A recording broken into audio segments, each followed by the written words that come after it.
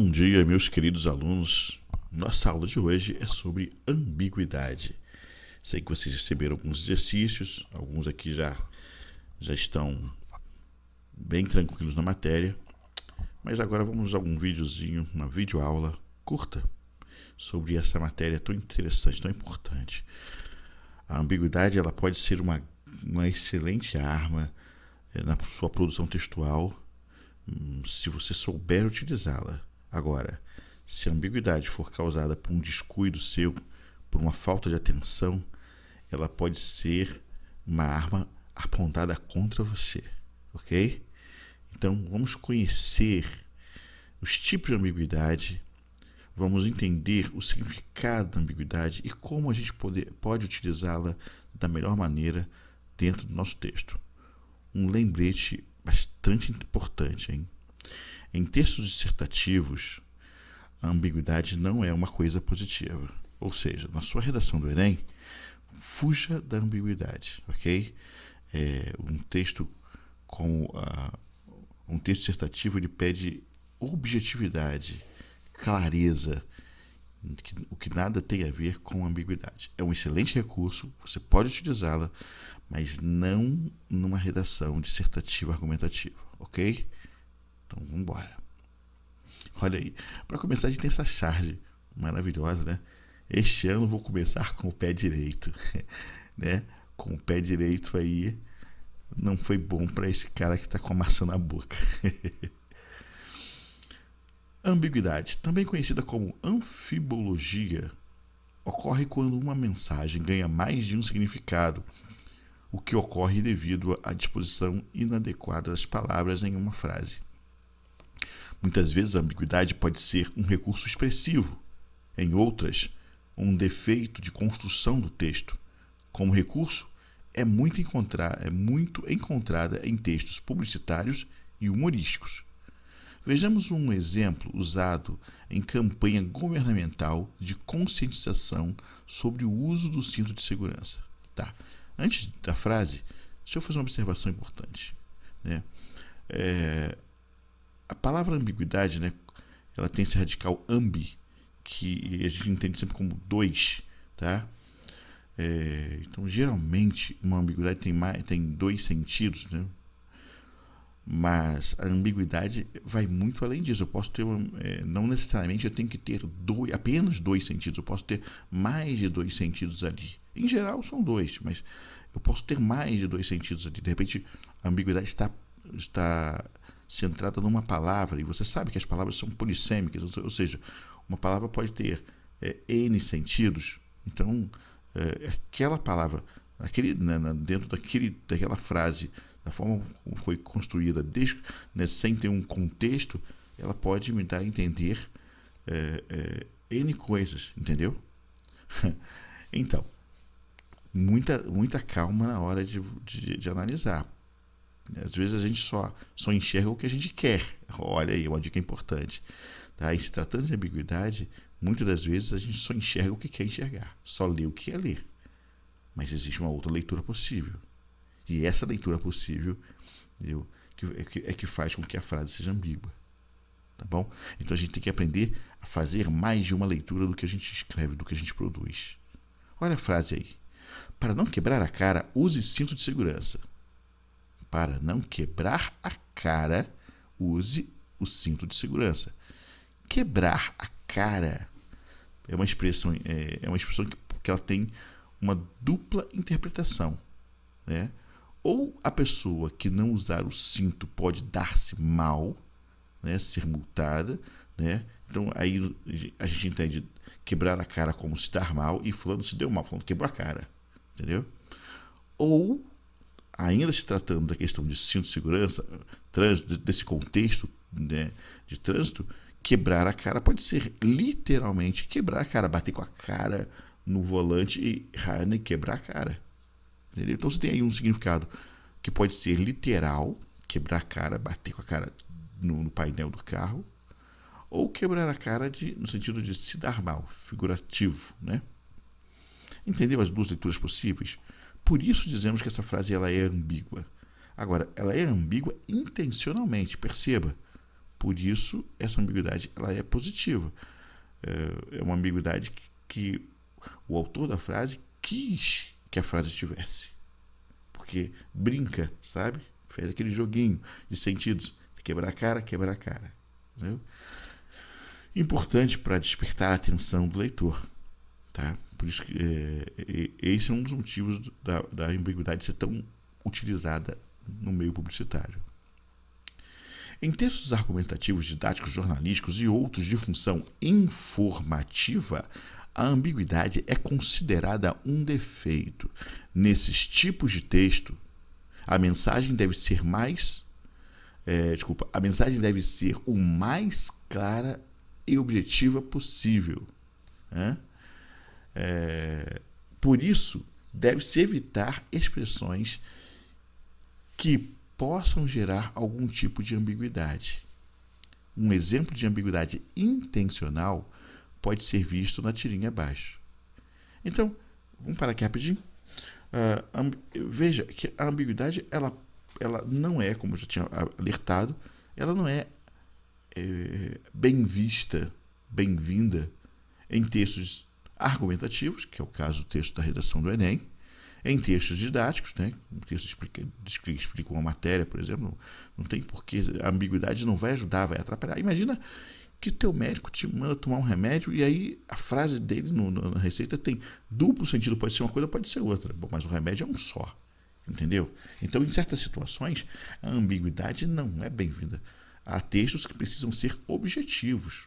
Um texto jornalístico não pode...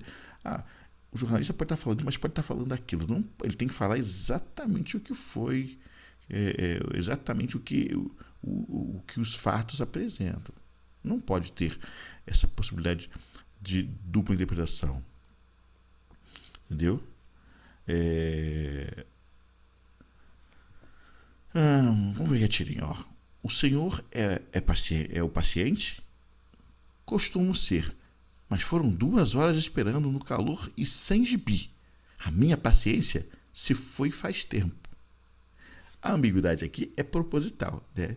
O objetivo é explorar as duas possibilidades da palavra paciente, substantivo, significando pessoa que será atendida pelo médico, ou adjetivo, significando características de pessoas que têm paciência. É nessa ambiguidade que reside o humor da tirinha.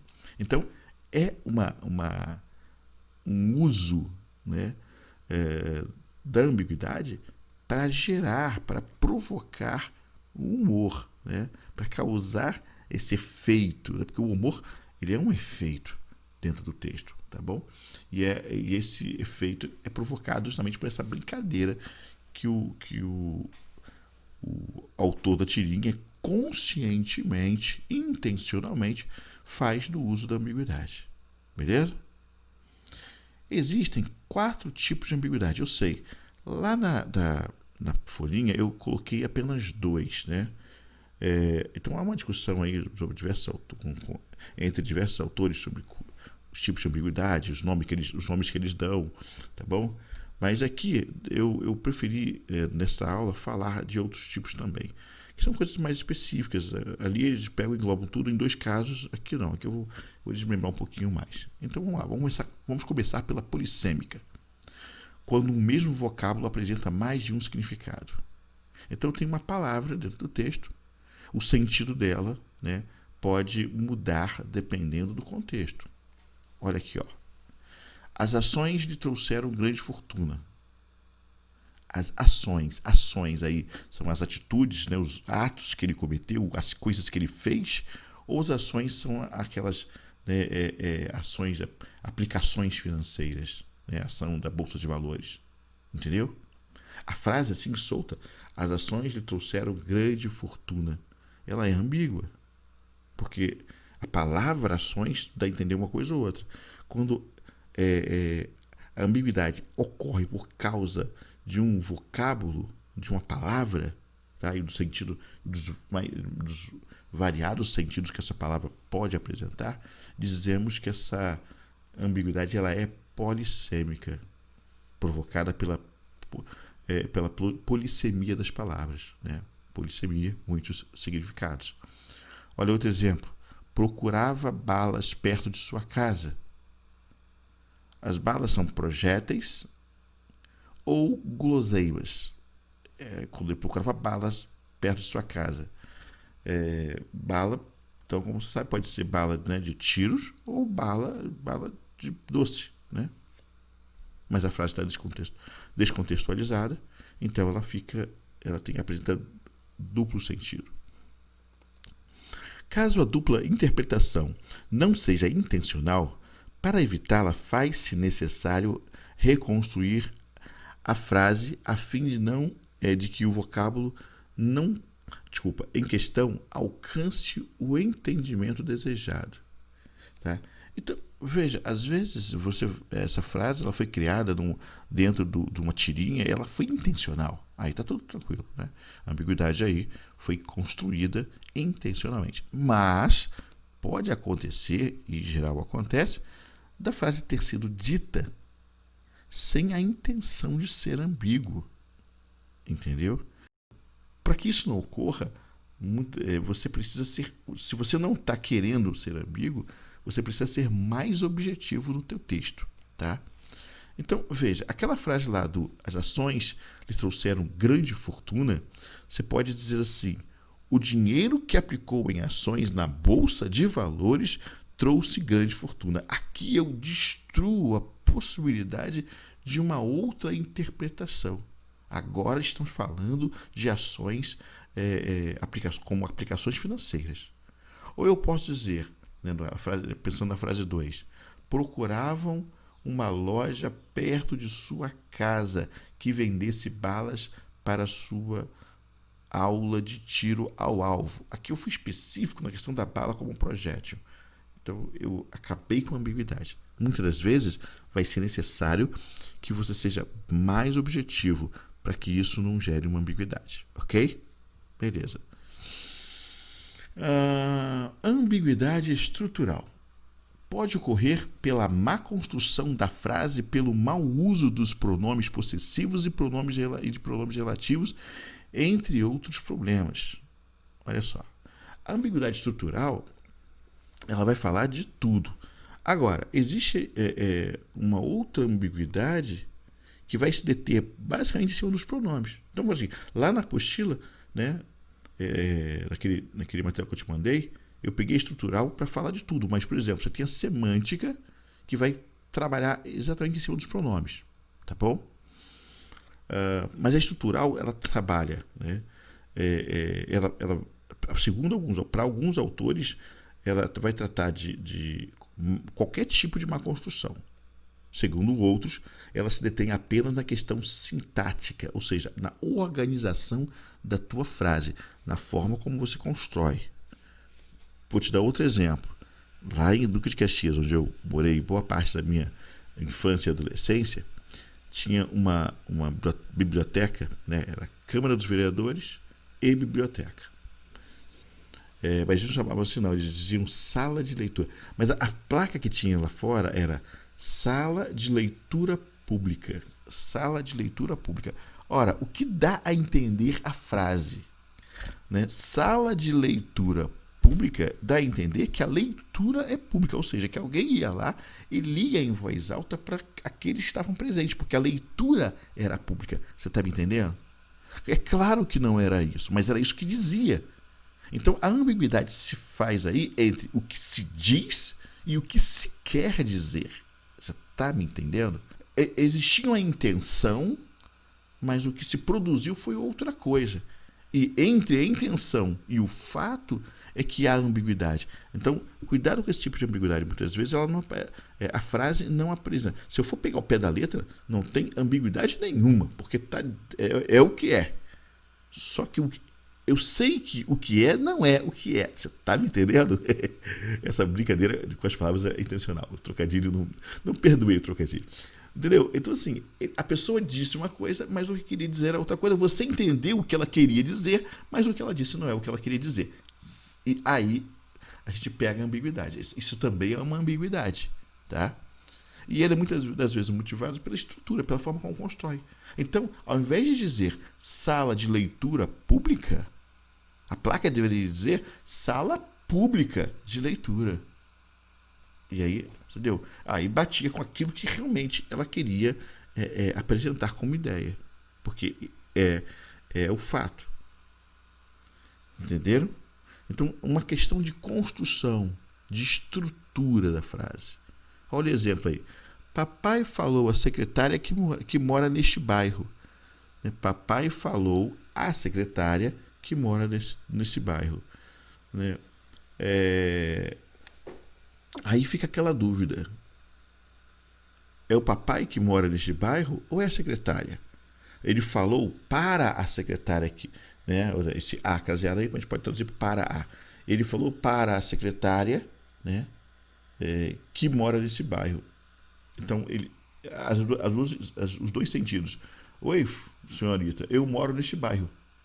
Oi, senhorita, né? Você que mora nesse bairro, sabe? Então, eu estou falando para ela alguma coisa que não foi dita aqui, né? E para a secretária que mora nesse bairro. Entendeu? Então, há dois sentidos aí. E eu posso entender esse que mora nesse bairro de duas formas diferentes, porque está ambíguo, né? Eu posso entender esse que mora nesse bairro como um adjunto adnominal, logo uma oração subordinada adjetiva, o que sendo o pronome relativo, a qual mora neste bairro, né? Ou eu posso entender esse que mora neste bairro como uma oração subordinada substantiva objetiva direta, entendeu? Como o que sendo uma conjunção integrante. Quem fala algo, né? Falou que mora neste bairro a alguém, a secretária. Você está me entendendo? Então, a frase está ambígua por causa disso, porque esse que tanto pode ser pronome relativo de uma oração subordinada adjetiva, como pode ser uma conjunção integrante de uma oração subordinada substantiva objetiva direta. E você achando que não ia usar isso para nada, né? Pois bem, aí, ó. Né? Agora você sabe para que, dentre outras coisas, né, para você compreender essa questão da ambiguidade que é tão importante na hora de você construir seu texto. Afinal de contas, você precisa ser entendido. Né? Então, qual foi a informação passada? Qual é a verdade nisso tudo? Né? Olha outra frase. Encontrei Marcos e a namorada na rua. Informei-lhe que sua irmã estava chegando do exterior. Entendeu? Aqui, alguns autores vão dizer que é uma ambiguidade semântica, tá? E outros vão dizer que a ambiguidade é estrutural.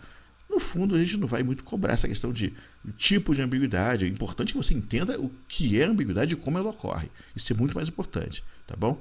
Então, eu vou tratar desse assunto mais especificamente na ambiguidade semântica, tá bom? Então, vou deixar isso aí de lado, vou pegar só estrutural e vou tratar dessa com o pronome sua lá na ambiguidade semântica. Como é que a gente podia resolver aquela coisa da frase do papai lá, né? Falou a secretária que mora neste bairro. Você pode dizer assim, ó. Papai, que mora neste bairro, falou com a secretária. Entendeu? É uma forma que você tem de resolver. Aí eu sei que quem mora no bairro é o papai. Coloquei isso aí como uma oração subordinada adjetiva, né, explicativa. A vírgulazinha aí, ó. Ou a secretária que mora neste bairro ouviu de papai, ó, mudei o verbo, reconstruir. Então tem a ver com a construção da frase, tá bom? Então vamos falar da semântica. Especificamente, veja, alguns autores vão colocar isso dentro da estrutural, tá? Mas a semântica, para outros autores, é a ambiguidade gerada pelo fato de os pronomes poderem ter diversos antecedentes, tá? Por isso é chamada de ambiguidade semântica, pois é uma questão relacionada à correferencialidade. Esse tipo de ambiguidade também pode ocorrer quando se omitir um termo integrante ou acessório de uma frase. Então vamos ver os dois casos. O primeiro caso. O ladrão roubou a casa de José com sua própria arma. Sua própria arma. É a arma de José ou é a arma do ladrão?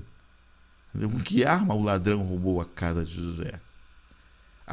O sua aí é um pronome que ele gera ambiguidade. Ele tem esse problema com ambiguidade. Entendeu? eu o vi, né? Eu o vi. Né? Essa frase, eu o vi, eu vi você ou eu vi ele? Né? Quando eu digo eu o vi, se eu não tiver claro aí o referencial, eu posso dizer, né, para você, que é a pessoa com quem estou falando, eu o vi, ou eu estou falando de alguém. Então eu estou falando de você ou de alguém. Para os dois casos, você e ele, eu vou usar o o. Entendeu? Por isso que está ambíguo. Preciso ser mais claro. Conheci-o quando era sargento. Quando eu era, ou quando ele era sargento. Conheci-o quando era sargento. Quer dizer, aqui é a mesma situação do caso de cima. Né? Como não tem aí o sujeito presente, né, para definir, quando eu ou quando ele, né, não tá, o pronome, o sujeito não está presente na oração, e isso faz com que a pessoa de quem estou falando seja ambíguo. Pode ser a pessoa com quem estou falando, segunda pessoa, ou é de quem estou falando, terceira pessoa, já que os dois aceitam o pronome oblíquo o como referência, como referente. Entenderam? Então, a ambiguidade semântica, ela decorre dessa questão do uso do pronome ou do verbo, né? uma relação de referência dentro do texto, né? De correferência dentro do texto. Tá? Então, para alguns autores, ela é diferente da estrutural. Tá bom? Deixa eu ver aqui. Deixa eu fazer uma observação aqui. Aqui na frase, o ladrão roubou a casa de José com sua própria arma, como é que a gente poderia resolver essa questão? Eu posso dizer, o ladrão roubou a casa de José com a arma da vítima. Ao fazer isso,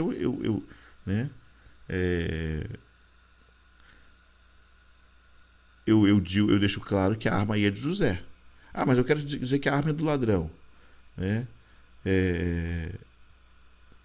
Eu posso pegar essa própria arma, né? Sua própria arma, e posso dizer, com o ladrão, com sua arma, ou com sua própria arma, o ladrão roubou a casa de José. Aqui pode ser até uma questão estrutural, porque eu posso trazer esse com sua própria arma para perto do ladrão, e aí eu levo essa referência ao ladrão, me afastando de José. Com sua própria arma, o ladrão roubou a casa de José. Tá?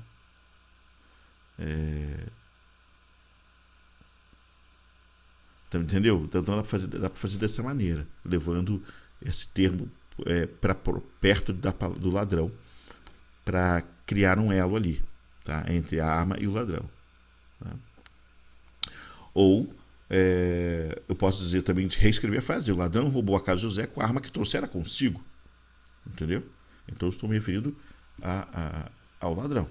E aí eu acabo com a ambiguidade. Então, reescrever a frase, buscar um outro entendimento para acabar com a ambiguidade é importante. Tá? Não vou dizer que seja fácil, a gente aqui vai falar um pouquinho sobre isso também. Mas é necessário que você desfaça a ambiguidade quando se tratar de um texto dissertativo, argumentativo, de um texto objetivo, jornalístico, didático, um texto que preze pela clareza e objetividade, tá bom? Beleza. Então, vamos falar da ambiguidade de escopo. Tá? É outra modalidade também que eu não comentei na folhinha que eu mandei para vocês. Tá? Por isso que é tão importante esse vídeo. A ambiguidade de escopo, ela decorre de uma estrutura, tá? Mas não de estrutura sintática. Tá vendo por que lá na folhinha só temos duas? Porque a de escopo e a semântica, para alguns autores, tudo se trata de uma questão estrutural. Tá? Tudo se trata de uma questão estrutural. E outros autores já querem, né, esmiuçar mais, pegar detalhes. Então, eu estou colocando isso para você, mas o que importa, de fato, são os casos de ambiguidade que aparecerem aqui. Tá? Essa classificação, Você pode ficar naquelas duas mesmo, estrutural e estrutural polissêmica, não, até. Esqueci aqui. E polissêmica, isso, tá? Estrutural e polissêmica. Pode ficar só aqui, ó. Polissêmica e estrutural. Porque a polissêmica tem a ver com o sentido das palavras. E para qualquer outro caso, o caso do pronome, o caso da omissão do sujeito, né, da frase, e aí a utilização do pronome pessoal. E para a questão que a gente vai abordar agora, você pode incluir dentro da ambiguidade estrutural. Tá? Porque, de certa forma, até é. Mas aqui alguns autores fazem questão de esmiuçar e diferenciar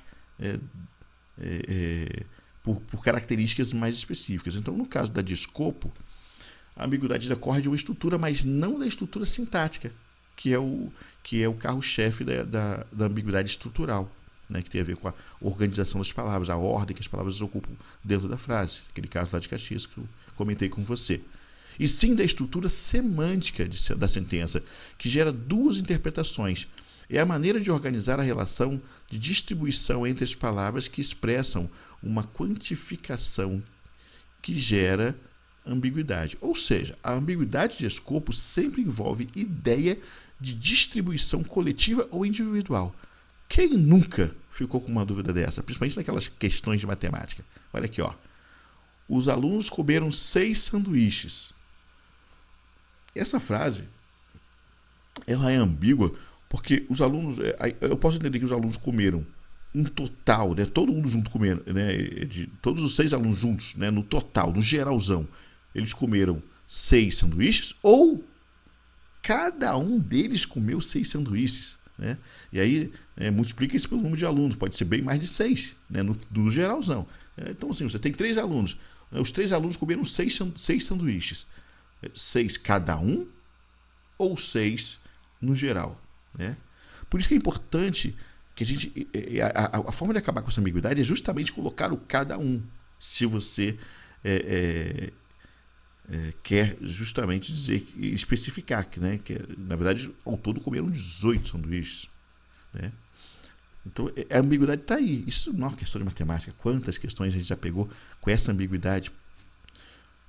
Ou temos uma interpretação coletiva, né? Os alunos, em que a expressão os alunos tem como alcance, ou escopo, 6 sanduíches como um todo, né? Geralzão. Ou temos uma interpretação distributiva, em que cada aluno tem 6 sanduíches como escopo, tá bom? Então, ou estou falando no geral, ou estou falando em relação específica. Então, ou agora você vai entender, ou é uma ideia coletiva ou uma ideia individual. O juiz declarou ter julgado o réu errado. Então, essa frase aqui, ela é ambígua. Por quê? Tanto o juiz pode ter julgado mal o réu, quanto ele pode ter julgado um réu que não era o seu. Entendeu? Então você tem essa ambiguidade aqui. Então ele fez um julgamento inadequado, ou aquele réu era o réu que não deveria ser julgado por ele. Então, as duas possibilidades. Mas eu te pergunto, essa é uma ambiguidade estrutural ou uma ambiguidade polissêmica? Fechando aqui só nessas duas, tá? Ela é estrutural ou polissêmica? Como é que a gente resolve isso? Polissêmica é só quando trata do sentido da palavra. E errado aqui, né, réu errado, seria onde se ocorre a ambiguidade, e aí a palavra errada significa erro mesmo, tem a ver com erro, nas duas situações. Então, não é uma questão de sentido da palavra, portanto, não se trata de uma ambiguidade polissêmica, mas de uma ambiguidade estrutural. Tem a ver com a estrutura, com a construção. Isso porque a palavra errado, ela pode ser entendida como adjunto adnominal, réu errado, caracterizando o réu, ou como adjunto adverbial, né, o modo como julgou, né, como o modo ligado à ação de julgar. O adjunto adverbial, ele pode ficar solto na frase, né, eu posso botar lá na frente, ó, errado, o juiz declarou ter julgado o réu. Mas o adjunto adnominal, por outro lado, ele é obrigado a ficar do lado do nome ao qual se refere, tá? Então, por conta do adjunto adverbial, ele, né, ter essa possibilidade de estar em qualquer lugar da frase, inclusive onde está agora, e do adjunto adnominal só poder ficar onde está, é que existe uma ambiguidade. Afinal de contas, foi a ação de julgar que foi errada ou foi o réu, né? O réu não era aquele, tá? Aí está a ambiguidade. Para acabar com essa ambiguidade, eu posso colocar a palavra errado para perto do verbo, né, firmando ali como adjunto adverbial. Eu posso dizer, o juiz declarou ter julgado errado o réu. Tá? Então assim eu acabo afastando a palavra, né, do adjunto, colocando-a, ou colocando nisso, errado, vírgula, o juiz declarou ter julgado o réu. Entendeu? Afastando o adjunto adverbial, eu consigo acabar com essa ambiguidade. Agora, se por outro lado o réu não é o adequado, aí não é aquele que deveria ser julgado, eu vou ter que reescrever a frase. Não tem como, porque onde quer que eu coloque a palavra errado, né, ela vai ter que estar ligada a réu, e ela pode ser confundida com o adjunto adverbial. Então, nesse caso aqui, o juiz declarou ter julgado o réu que deveria ser julgado por um réu que deveria ser julgado por outro, né? O réu que não lhe cabia julgar, alguma coisa assim, para acabar com essa ambiguidade. Beleza? Então, aqui nós temos um caso de ambiguidade estrutural, porque mexe com a estrutura da frase e não com o sentido da palavra. Se mexesse com o sentido da palavra, seria uma ambiguidade polissêmica. Alguns casos de ambiguidade podem ser vistos a partir das seguintes situações. O uso do sujeito após um verbo transitivo direto, né? Isso pode causar ambiguidade. Venceu o Brasil a Argentina. Então, tanto o sujeito quanto o objeto direto, eles nesse caso aqui, eles podem estar antes ou depois do verbo. Na ordem direta, o sujeito fica antes e o objeto depois do verbo. Mas eu posso pegar o sujeito e colocar depois do verbo, pós-posto ao verbo. E aí ele vai se confundir com o adjunto, com o objeto. Você está me entendendo? Então, aqui não dá para saber quem venceu quem. Eu sei que todo mundo diz, foi o Brasil que venceu a Argentina. Bom, eu gostaria muito. Mas não é bem assim, porque quero que você entenda isso, aluna. O Brasil venceu a Argentina. Então eu sei que o sujeito é o Brasil. Quem venceu? O Brasil. Sujeito antes do verbo, objeto depois. Só que quando eu passo o sujeito para depois, eu posso passar o sujeito para depois da frase? Posso. Quando eu passo, fica a questão. Quem aí é o objeto, quem é o sujeito? Para acabar com essa ambiguidade, tá? Usa-se o acento grave. Então esse é um caso em que ocorre a crase, né, mas que não é motivada pela fusão, né, de dois As. Tá? Então, venceu o Brasil a Argentina.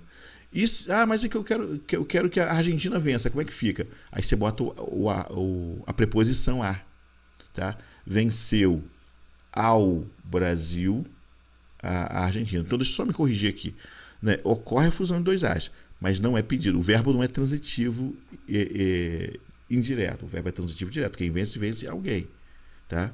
É o caso do objeto direto preposicionado. É um daqueles casos de objeto direto preposicionado. Tá?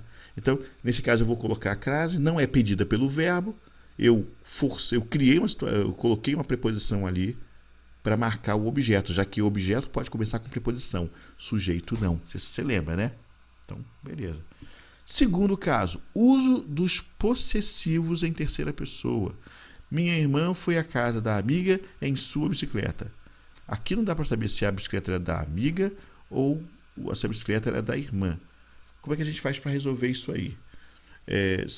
Eu posso dizer, minha irmã foi até a casa da amiga.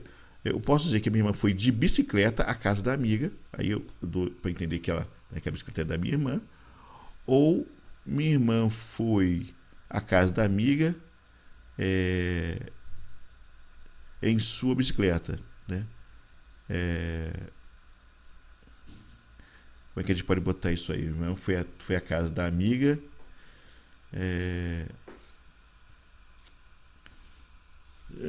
Não posso dizer foi até que dela. Aqui eu poderia até usar o dela ou dele se fossem gêneros diferentes, né? Se fosse assim, minha irmã foi à casa da amiga, do amigo, em sua bicicleta. Aí eu posso dizer que minha irmã foi até a casa do amigo na bicicleta dele ou na bicicleta dela. E isso resolveria a questão. Mas em se tratando de só gêneros femininos, né? A irmã e a amiga, as duas pessoas envolvidas são do mesmo gênero, aí essa estratégia já não resolve. Então, eu posso dizer que minha irmã foi com sua bicicleta até a casa da amiga, né? Minha irmã foi com sua bicicleta até a casa da amiga. Então, aqui eu estou colocando sua perto da minha irmã e eu crio esse elo, né, da bicicleta, sua bicicleta com a minha irmã. Ou minha irmã foi à casa da amiga, né, na bicicleta.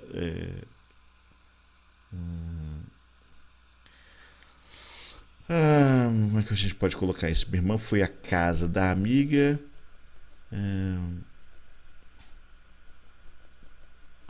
O pessoal usa muito da mesma. Eu sempre evito. Minha irmã foi à casa da amiga com a bicicleta da mesma. Com a bicicleta da mesma. Não gosto muito dessa forma, não. Mas é uma forma de você acabar com a ambiguidade. Tá? Se eu lembrar de um caso aqui melhor, uma forma melhor, eu coloco para você.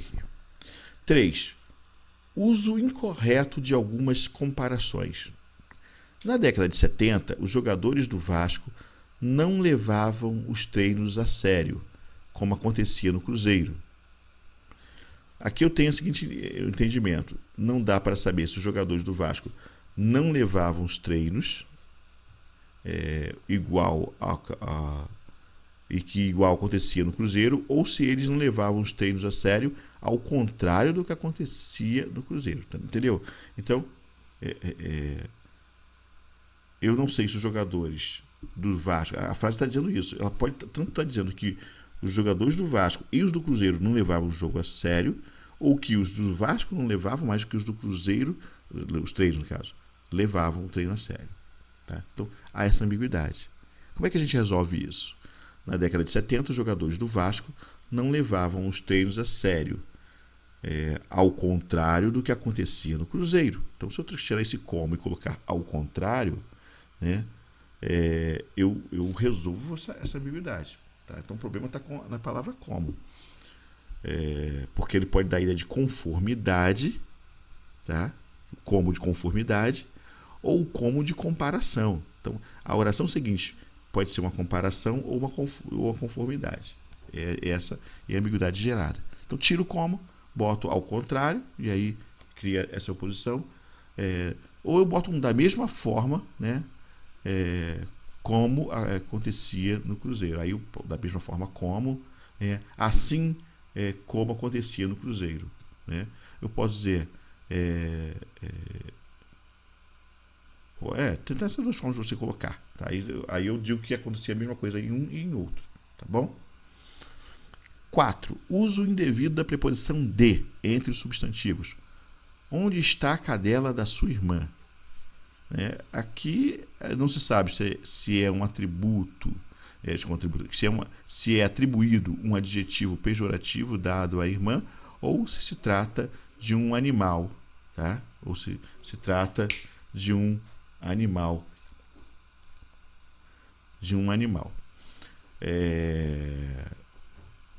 Como é que a gente resolve isso aí?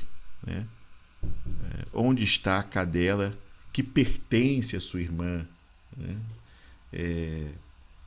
Onde está a sua irmã, aquela cadela? Entendeu? Aí você tem que ser mais específico. Não acredito que alguém vai querer chamar alguém assim de cadela, mas, entendeu? Onde está a sua irmã? Aquela cadela. Ou onde está a cadela que pertence à sua irmã? Escolha a forma que você quer utilizar para ser objetivo. 5. Uso dos relativos quando temos um substantivo num adjunto adnominal. Tá? Uso dos relativos quando temos um substantivo num adjunto adnominal. Um ladrão roubou o carro do homem que estava perto da árvore. Não dá para saber se é o carro ou se é o homem que está perto da árvore. Tá bom? Então você tem essas duas situações aí. Como é que a gente resolve essa ambiguidade? O ladrão roubou o carro do homem, né? Aqui como você tem o mesmo gênero, você não vai poder usar o qual, a qual, que ajudaria bastante, né? Você trocar o que pelo pronome relativo o qual, a qual. Aí você tem gêneros distintos. Mas aqui não adianta, porque o ladrão roubou o carro, e aqui você tem o homem, que também é gênero masculino. Então, carro e homem são gêneros masculinos. Como é que a gente pode fazer isso? O ladrão roubou o carro do homem que estava perto da árvore. Se você colocar o do homem perto, né, vai ficar assim.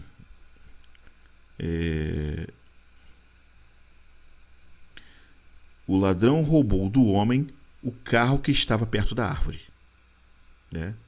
Ou do homem, um ladrão roubou o carro que estava perto da árvore. Ao mudar a ordem, você deixa aqui. Você coloca o que ali, que é um pronome relativo, que sempre vai se ligar ao termo que está do lado dele. Tá? Então, mas por que então não é o homem que está perto da árvore?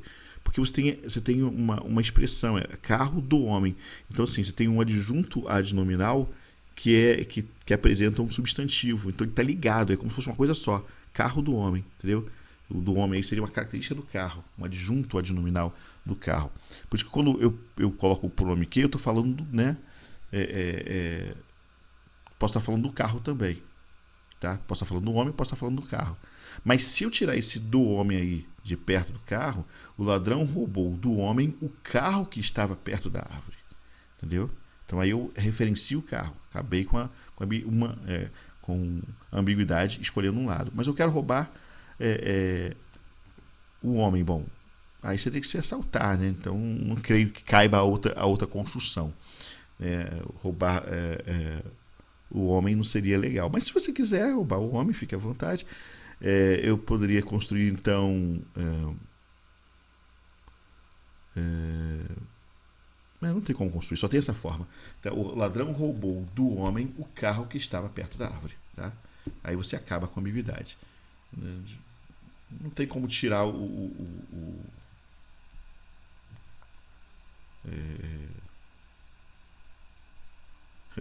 porque o homem possui o carro, mas o carro não pode possuir o homem. Eu não posso dizer, o ladrão roubou do carro o homem que estava perto da árvore. Não tem como. Então, aí só cabe mesmo você tirar esse do homem, jogar para perto do roubar e deixar o carro solto para você poder utilizar o pronome que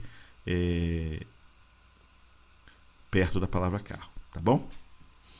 Sei que às vezes parece confuso, mas não é, porque também tem você, ao analisar a frase, tem que pensar na lógica, né? Homens seriam roubados? Não, carros são. Homens não.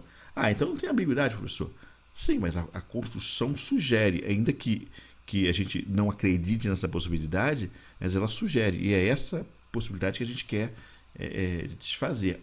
Esse caso talvez não seja um caso que mereça tanta preocupação, mas outras frases similares a essa podem aparecer em que sim, em que a coisa seja pertinente, seja possível, seja lógica. E aí a gente vai ter que tomar uma atitude. Tá ok? Sexto caso, o uso de determinados adjuntos adverbiais entre duas orações. A gente viu esse caso lá no julgamento do réu errado. Pessoas que desobedecem às leis de trânsito frequentemente são multadas.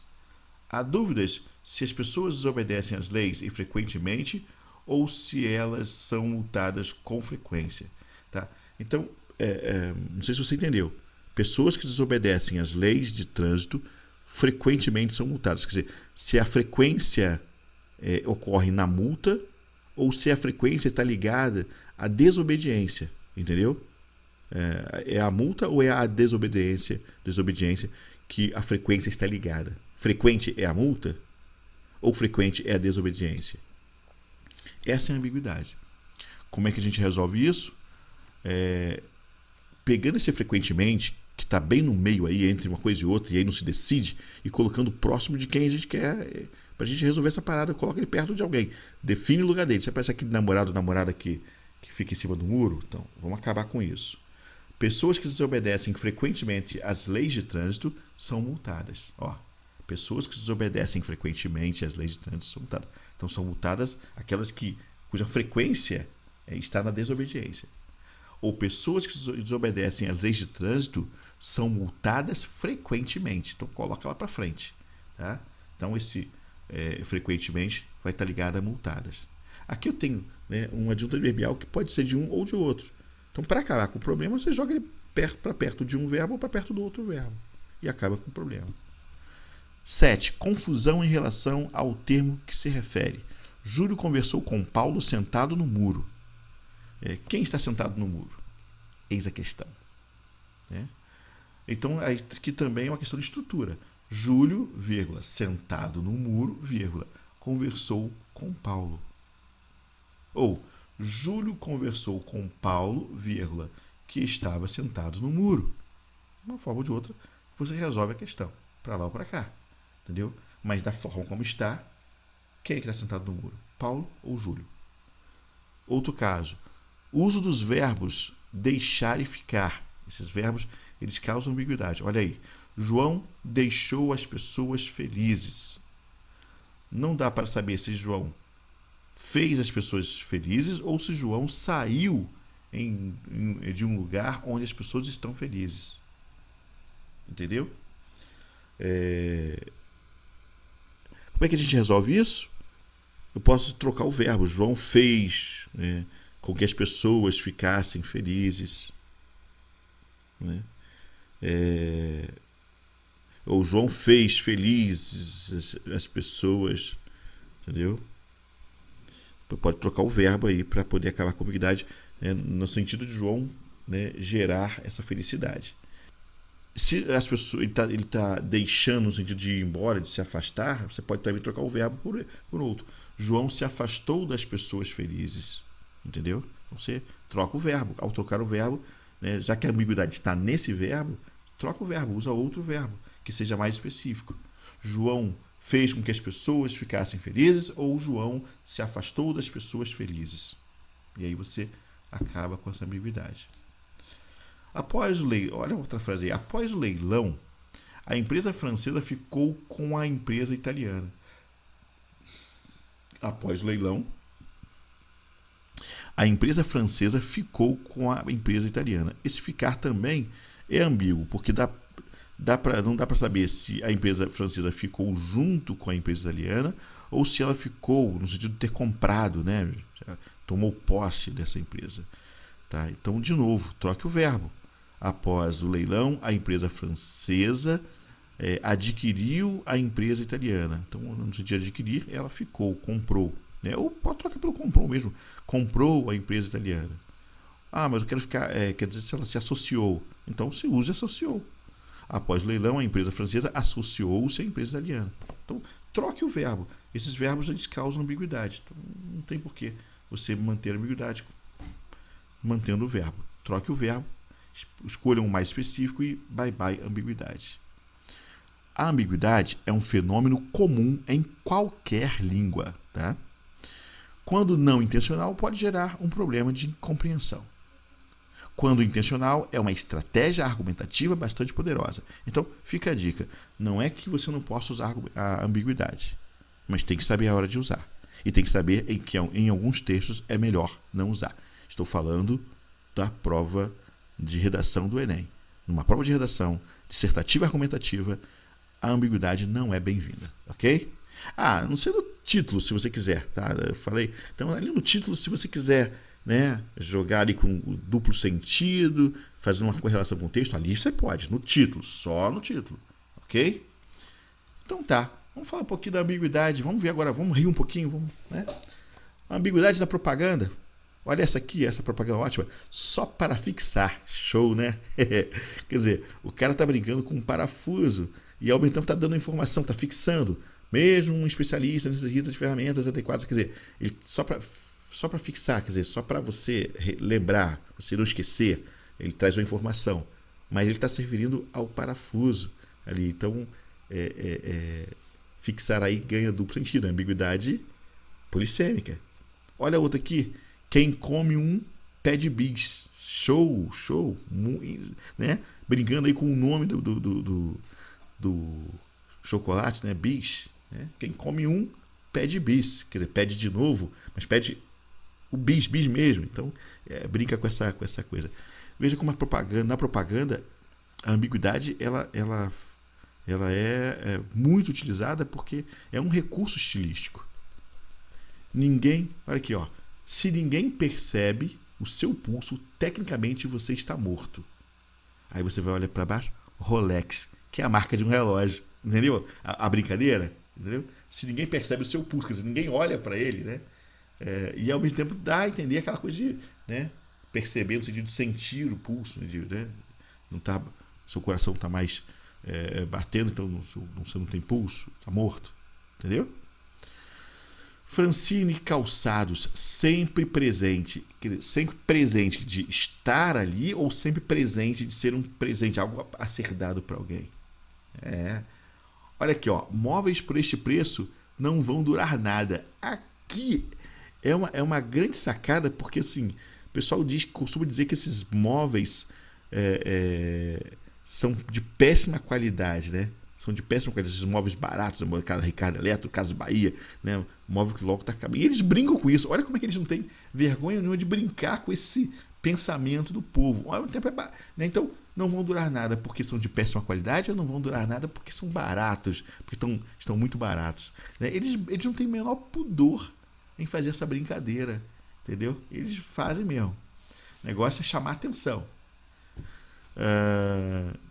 Olha essa aqui, ó. Do Dia dos Namorados, não fique sem seu garoto. Garoto namorado, né? Seu boyfriend ou garoto, né? Chocolate. Entendeu a brincadeira? A ambiguidade também ocorre nos meios de comunicação. Bom, aqui ela pode ser sensacionalista. Olha essa do lado aí. Ratinho invade reportagem da Globo e rouba a cena, né? Ratinho, tem o apresentador Ratinho, que é do SBT. Eu acho que ele é do SBT, né? E tem o Ratinho, rato mesmo, né? Aqui ela tá falando de rato, mas faz essa brincadeira, essa referência ao Ratinho, né? O apresentador da emissora rival. Então aqui é mais sensacionalista. Agora, pode ser um erro, né? Então você tem aquela ambiguidade sensacionalista de jornais baratos aí, né? Última Hora da Vida, esses jornais mais baratos que usam, né, da ambiguidade para chamar a atenção do leitor, para vender. E tem a ambiguidade que é um erro mesmo, um erro de gravação. Posto de vacinação contra sarampo funciona em dias de desfile na Sapucaí. Aqui a ambiguidade ocorre porque ele está dizendo que contra o sarampo funciona em dias de desfiles na Sapucaí.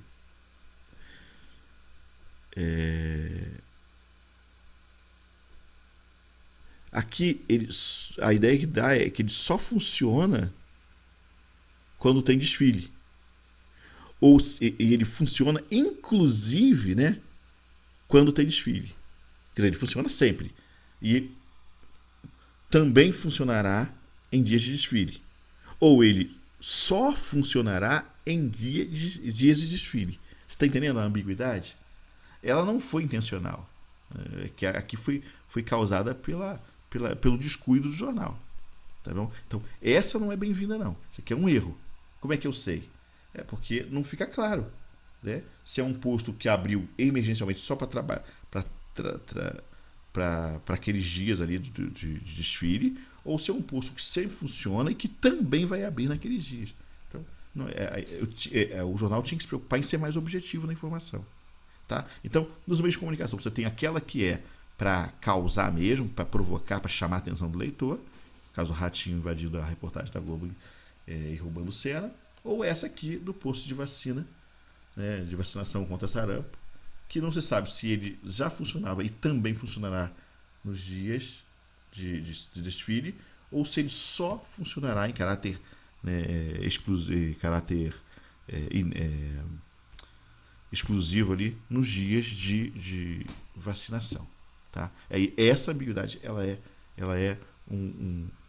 não é intencional, ela é um erro. Tá bom? Ambiguidade nas artes. Olha para o seu lado direito aí. Né? Você está vendo um quadro que ele é ambíguo porque você consegue ver duas imagens aí. A de uma velha, não sei se você está conseguindo enxergar, tá? A velhinha, tá? E a de uma moça. Ó. Além de ambíguas, são antagônicas, né? São contrárias aí, são adversas. Né? Seria até uma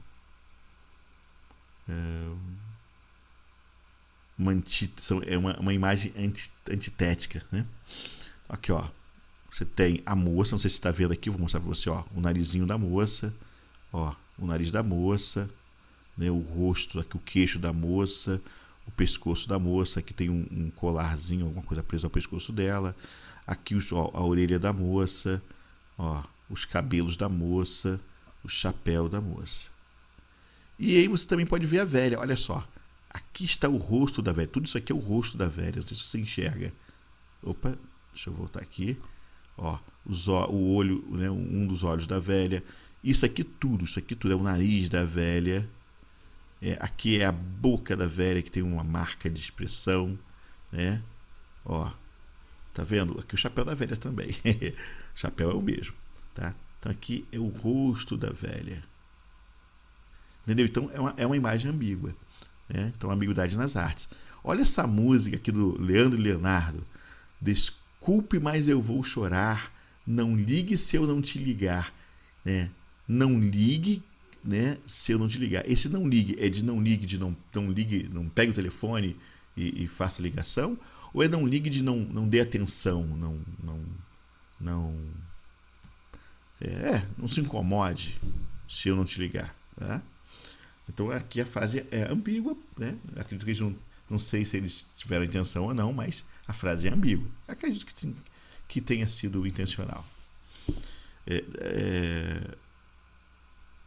Ou não, né? De repente eles só estavam pensando do não ligar se o outro não ligar, eles ficarem sem se falar. Bom, quem vai saber, né? Só eles para dizer. Olha essa aqui, ó, da tirinha, né, do Armandinho. Vendo pôr do sol. Quanto quer pelo pôr do sol? Vendo o pôr do sol. Não está à venda, eu estou vendo o pôr do sol. Vendo o pôr do sol. Aproveite para ver também. Quer dizer, então a palavra, né, a ambiguidade ocorre é polissêmica, porque tem a ver com o sentido da palavra vender, né? Assim como a de cima também era polissêmica, tem a ver com ligar. A ambiguidade na arte você pode entender como estrutural, tá? Porque tem a ver com o olhar, com o jeito como você olha para aquilo ali. Ambiguidade na rede. Então, no dia a dia, assim, na rede a gente recebe cada coisa, né? No dia a dia, andando aí pela rua, a gente também vê muita coisa. Então, eu trouxe um pouquinho do que a gente encontra na rede, nas ruas, no dia a dia, no cotidiano.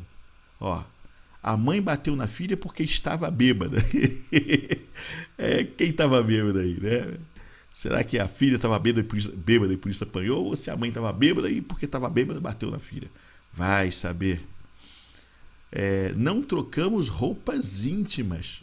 Aí o garotinho olha para a mulher, porcona. Quer dizer, ele está entendendo que ela não troca a roupa, ela usa a mesma calcinha, né, sempre. E na verdade ela, né, o que a loja está querendo dizer é que a loja não troca. Ela ali fala em nome da loja. A loja não aceita devolução, substituição de uma peça por outra que tenha sido levada. Essa aqui eu garanto que você já recebeu. É de uns pratinhos, né? Que se você olhar bem, eles estão emborcados. E se você fixar o olhar, você pode ver você pode desemborcar os pratinhos, emborcá-los ou desemborcá-los, ou seja, virar de cabeça para cima ou de cabeça para baixo. Entendeu? Consegue fazer isso? Olha bem, né? Você vai levar um susto quando conseguir. É muito maneiro, né? Então, assim, você não sabe se estão de uma forma ou de outra, porque parecem, né? Consegue fazer e desfazer? Eu consigo. Fazer e desfazer. Emborcar e desemborcar. Virar, né? É muito legal. Acima você tem uma frase aí muito legal. Olha esse salão aí, rapaz. Corta o cabelo e pinto. Ui! Né? Bom. Homens do meu Brasil varonil, melhor não ir a esse salão. Vai que isso, né? Vai que a interpretação da autora não seja a mesma, não seja, não seja tão pacífica, tão, né? Tão carinhosa, seja exatamente cruel, né? Então vai por mim. Melhor não. Família muda, vende tudo. Família muda, vende tudo. Muda de não falar ou muda de ir para outro lugar? Né? Fica a dúvida aí. É uma frase ambígua. E essa aqui, já está sendo de baixo, né? Essa aqui é para rir muito, né? Afinal de contas, será? Ou não será? Né? Olha aí, o que você acha? Né? Essa imagem pode comprometer aí, né? Ou não. A maldade são os olhos de quem vê. Enfim, isso tudo é brincar com a ambiguidade, né? Como a ambiguidade pode aparecer. É isso, galera. Aqui nós terminamos. Valeu pela presença de vocês. E espero que essa aula tenha sido bastante esclarecedora da matéria. E até um outro momento.